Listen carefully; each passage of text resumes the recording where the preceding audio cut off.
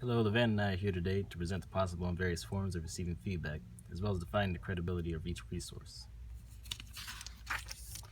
First, let's introduce the first lesson in receiving feedback. So in reading the chapter, we learned that keeping the same people gives a more optimum level of feedback.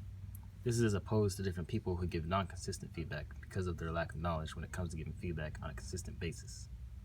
Basically, use the same person when receiving feedback, and they'll get better at giving feedback. The next lesson for feedback includes asking readers specific questions in order to receive better feedback. This is because the readers will have less difficulty trying to decide what type of feedback to give. Furthermore, if you choose the questions, you know exactly what needs to be worked on.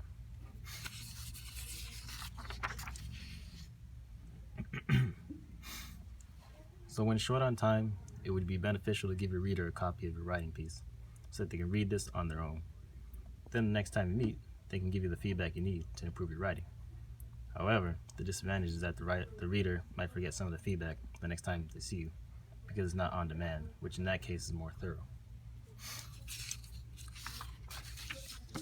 Next, as a writer, it is crucial to see the reader's reaction because it will provide an understanding of what your intended message is trying to project. Essentially speaking, when you get a genuine reaction, you know whether or not your writing is actually doing what it needs to do. Additionally, you must remember that there is no need to apologize when giving a reader your work. If you apologize, then there is this sense of unconfidence that the reader may see.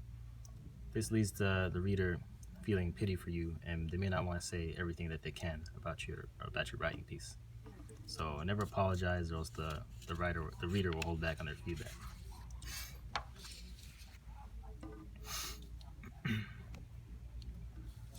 One key attribute of maintaining the relationship between a reader and a writer includes the necessity of listening.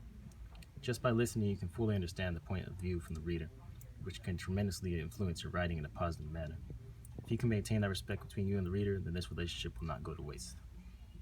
So be sure to listen before you start speaking. Next, it's important to acknowledge the reader for helping you get feedback. This often includes something simple as saying thank you. So show your appreciation for the reader.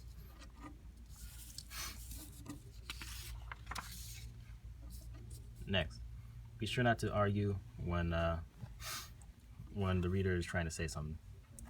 Their feedback should be heard thoroughly and not interrupted in any way possible. Therefore, the reader can feel like their voice is being heard clearly, and then they will feel more confident in giving an even more in-depth opinion about your writing piece.